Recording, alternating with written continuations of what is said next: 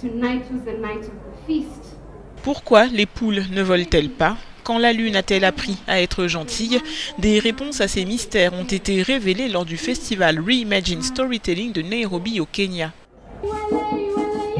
Des dizaines de conteurs venus d'Afrique et d'ailleurs se sont rassemblés pour faire revivre une variété de contes, une tradition en voie de disparition. Notre passé est important pour moi, notre histoire est importante et j'en ai parlé un peu dans l'histoire que j'ai racontée sur scène. C'est ce qui nous connecte à nos souvenirs, à nos ancêtres et nous guide.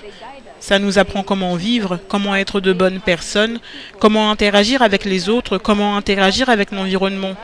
Comment faire toutes ces choses? Eh bien, les histoires sont celles qui nous guident et qui nous donnent un ancrage.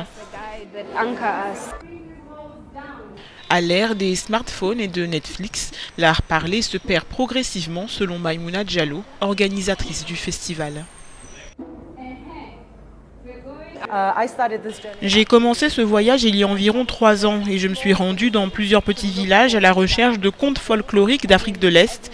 Presque partout où je suis allée, les gens ne se souvenaient plus de leurs propres histoires et la génération des personnes qui racontaient ces histoires approche des 80 ans. Il était donc très important pour moi de voir comment préserver ces histoires, mais surtout la culture de la narration orale, car je pense que c'est très différent que de regarder la télévision.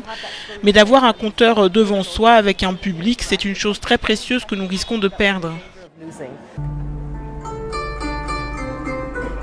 Avec un clin d'œil aux géants de la culture africaine tels que Thomas Sankara, Fela Kuti ou encore Ama Ata Aidoo, les conteurs ont abordé des thèmes tels que la corruption, la guerre et l'obsession de la gloire et du matérialisme.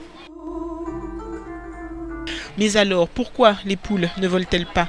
Eh bien, tout simplement parce que le poulet aurait dilapidé toutes les richesses qui lui avaient été attribuées en tant que roi du ciel, et quand les autres oiseaux ont découvert ses méfaits, il aurait été banni des airs avant de devenir le plat préféré de l'homme.